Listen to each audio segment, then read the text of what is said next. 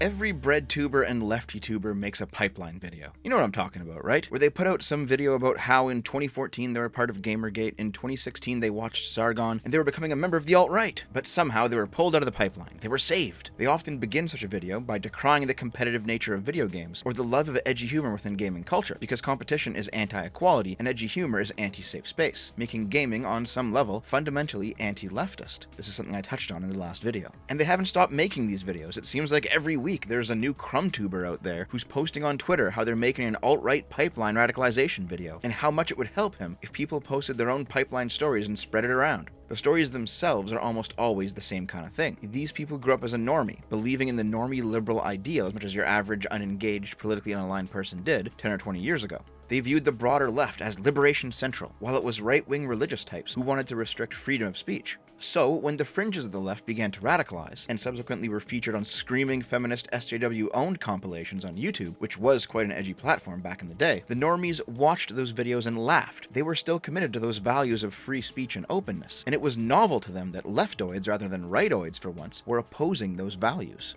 After that, though, came the classical liberals, who were dissecting why the champions of free speech and openness were suddenly betraying those values. These were the Sargons and the Paul Joseph Watsons. Beyond them, there were the conservatives, who were more than willing to take this new political shift and provide answers through their own lens. The Milo Yiannopoulos and Ben Shapiros. You should notice that I am literally describing the leftist conception of the alt-right pipeline, and that's because on some level, yeah, it's true. However, the left gets a lot wrong about it. Firstly, if the end of the pipeline is the alt-right, then it obviously doesn't end at Milo and Ben Shapiro. A white nationalist, quasi-neo-fascist movement has no interest in gay or Jewish men. I can't believe that needs to be said, but here we are. The pipeline to the extreme end of the right continues far beyond these two, but leftoids like to pretend that they're the end of the pipeline, as a way to crush the center, center-right, mainstream right, and far-right all into the same group. Ignore all of their differences, and act like your average person is just as bad as the most radicalized rightoid, even though, of course, these same people will go to painstaking lengths to define minute differences between different flavors of leftist, and say that the center-left sockdems are fundamentally different from the far-left socialists.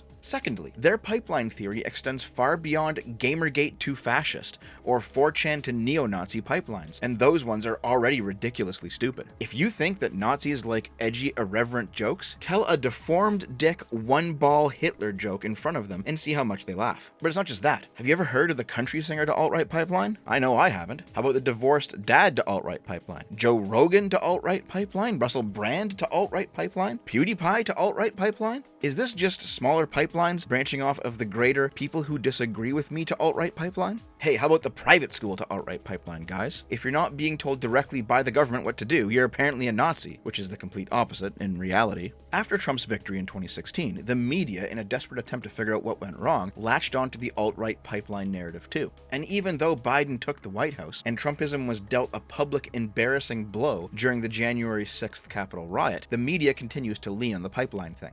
Studies were commissioned on the nature of the pipeline, like the embarrassingly inaccurate Evaluating the Scale, Growth, and Origins of Right-Wing Echo Chambers on YouTube, which labeled Shoe on Head as right-wing. But this is full of goodies. There's apparently a guy under far left called Cuck Philosophy. Oh, Hugo and Jake is in here too. You're misgendering now, dude. Maddox and Bunty King are put under centrist, even though those guys have swung quite far left in recent years. The far-right category, along with Shoe, also contains It's a Gundam, Sargon, Academic Agent, Armored Skeptic, Repzian, Matt Jarbo, Garapi, Joe Rogan, Dankula, the list goes on. What they call far-right contains a wide variety of different people who are not at all politically aligned. It's more like when they say left, they mean establishment, and when they say right, they mean outsider. And yes, I'm in there too. I'm sure Academic Agent and I see eye to eye on tomboy abs. There was also the infamous alternative influence, broadcasting the reactionary right on YouTube, detailing how political YouTubers adopt the platform, look, and tactics of non-political YouTubers in an effort to radicalize people rightward. In their view, anyway. The report decries a segment of YouTube that has wildly different political beliefs, only similar to each other in that they are anti-leftist, ranging from conservatives to libertarians to monarchists to white nationalists, and that these creators form a broader community created by an interconnected web of appearances on each other's channels, sometimes as guests, but other times as debate opponents. The implication being that this web of connections creates a pipeline for viewers to be pushed down, even though in actuality, the people in this community disagree with each other regularly. They're just not explicitly leftist.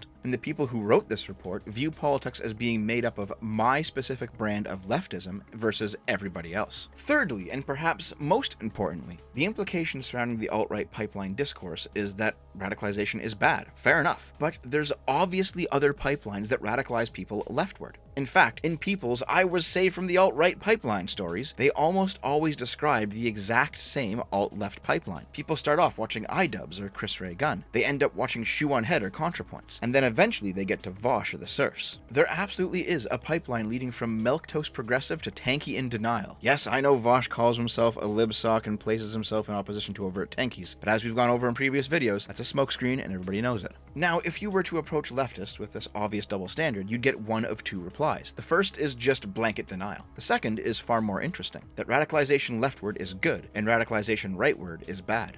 Again, if you look at any lefty Twitter spaces, you'll see people talking casually about how pulling others leftward is a victory. They're not interested in you as individuals, but only as fertile ground to colonize for their ideology. They say nothing about changing people's habits, or their inclinations towards harassment or violence, only that they're now playing for the correct political team. This attitude, in fact, makes them more likely to be harassing or violent, because now they have moral righteousness on their side. I used to be part of the bad team, but now I'm part of the good team. So if I do all that bad shit I used to do, but while waving the good flag and towards people waving the bad flag, then it's good. How very Marcusean of you. This is why a common leftist mantra is, let this radicalize you rather than leading you to despair. And why a common conversation is discussing what radicalized you, or what caused you to wake up. Again, using that quasi-religious awakening language we've talked about before. These radicalized people use all of the tools of previous repressive regimes. The big lie is now my truth. Anecdotes are now lived experience. Rejecting political neutrality in the marketplace of ideas has become cancel culture, which they then further cloak by calling it accountability because they've lost the optics war on canceling.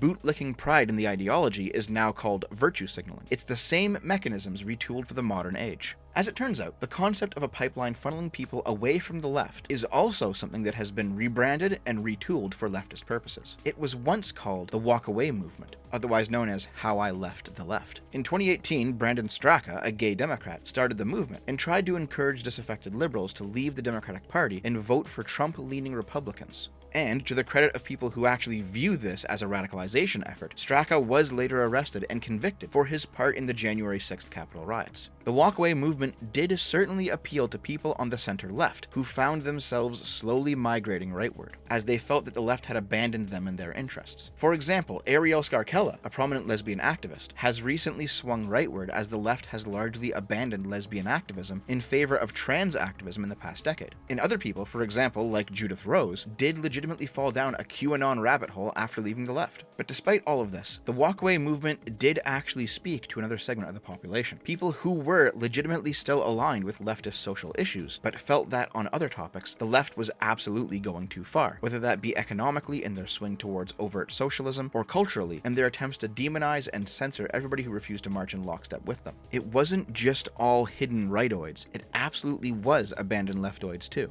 And then you begin to notice some other subtle things. It's not just that some people go PewDiePie to Ben Shapiro to Richard Spencer, it's that some people go CRG to Shoe to Vosh. Where leftoids might ask what radicalized you, rightoids might ask what was your woke breaking point. Another of those academic papers on the alt-right pipeline, this one called Alt-Right Pipeline, Individual Journeys to Extremism Online, identifies and describes 3 steps of right-wing online extremism. The first step is called normalization, where people become normalized to edgy humor and jokes about a group that the extremists want to see othered and dehumanized down the line. Memes and jokes, therefore, are a key medium of radicalization and cannot be trusted.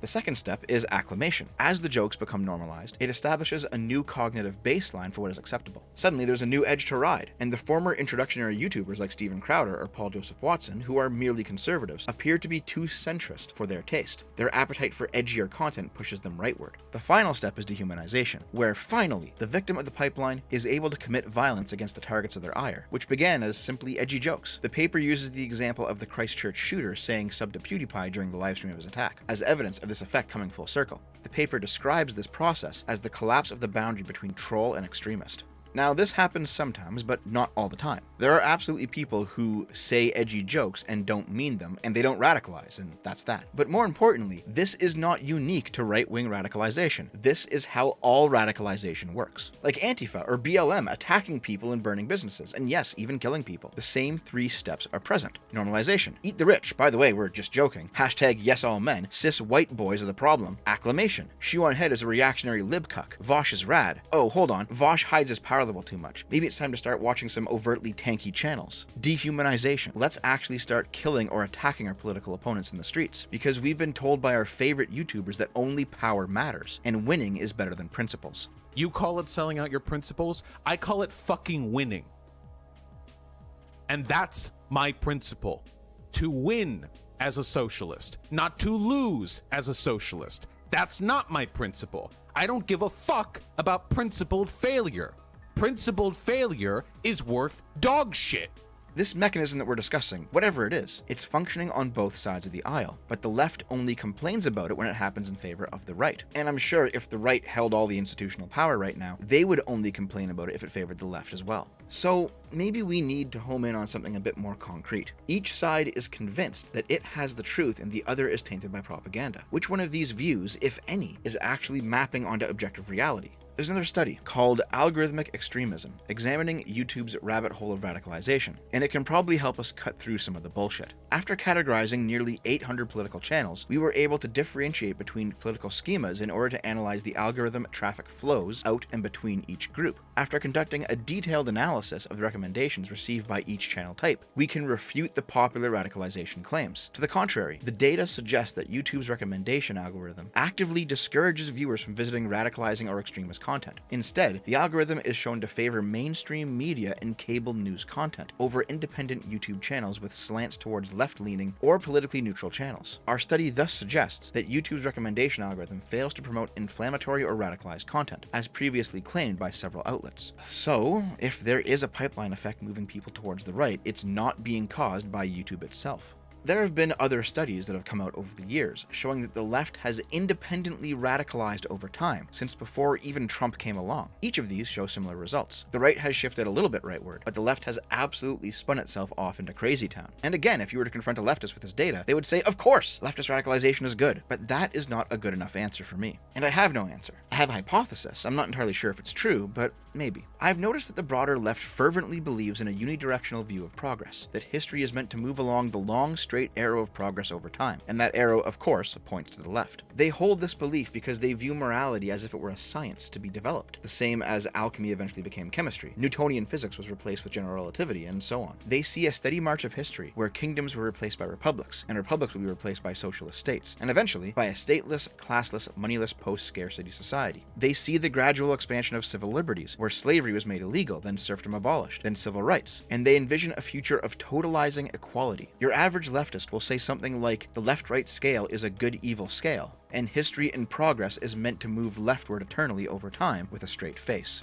To contrast, the right wing believes in a cyclical view of progress, that history moves in waves, empires ebb and flow, and that this is a natural occurrence that can't be escaped. They point to economics, where when people engage in a free market, there is natural inequality, and market forces will tend to see industries collapsing, and new enterprises appearing across large enough timeframes. They correctly point out that the West's great material wealth hasn't led to the widespread happiness that was assumed, and that more complicated lives may not necessarily be better for the common person. They don't consider a utopia on Earth to be possible the way that the left does, and they consider the world to be in a fallen state, whether that be for a religious reason, or due to the gradual loss of traditional culture to the passage of time. Your average rightist will say something like, hard times create strong men create good times create weak men, and weak men create hard times with a straight face. In reality, politics seems to operate like a swinging pendulum. One side pulls things too out of whack, the electorate ensures it swings back the other way in equal measure. This is more of a cyclical system than a unidirectional one, and the rightist view of the world seems to map more accurately onto the political sphere than the leftist one. For decades, the left has been march of progressing its way ever leftward. Moderates were left behind and labeled as reactionaries and fascists, and Trump was the snapback. There will likely be further snapbacks, like how we've seen Republican governors in the states become more brazen in their rightism recently. That doesn't mean that that the leftist view of progress is completely wrong, though. Certainly with stuff like hard science, acquisition of knowledge, technology, or engineering, there is a more linear model of progress happening in those fields. But politics is a fundamentally different type of field. I think what we're seeing is certainly partially a radicalization rightward. People who are disillusioned by the left are absolutely prime targets to be scooped up and radicalized by rightist actors. But I don't think that's the main cause of what we're seeing. I think the big picture leftist view of progress and history does not map well onto politics. Scientific progress may be unidirectional, but politics isn't a science. Moving leftward eternally over time does not constitute true progress, especially when the left wants to regress into older failed ideas, like the economics of socialism or the tribalism of race and gender politics. So what's actually happening here, at least in my opinion, is that leftists are seeing regular people, even their own allies sometimes, rebuke their more radical elements. And in response, they're thinking, everyone's a Nazi! But what's actually happening is they're simply going too far. I think we all know this intuitively. 50 years ago, if you questioned authority, distrusted large corporations and governments, hated censorship, liked crass humor, thought schools brainwash kids, and wanted to focus on domestic issues, you were absolutely a hippie leftist. 20 years ago, you were a normal liberal. But today, holding those opinions will see leftists label you as a fascist. The alt-right pipeline exists, sure, in some minimal capacity, but the "why I left the left" or "the left left me behind" narrative explains what's actually going on here with far greater accuracy than the alt-right pipeline narrative. Leftoids don't want to admit it because they don't want to look in the mirror and understand that they're the cause of a lot of the problems that they're currently facing.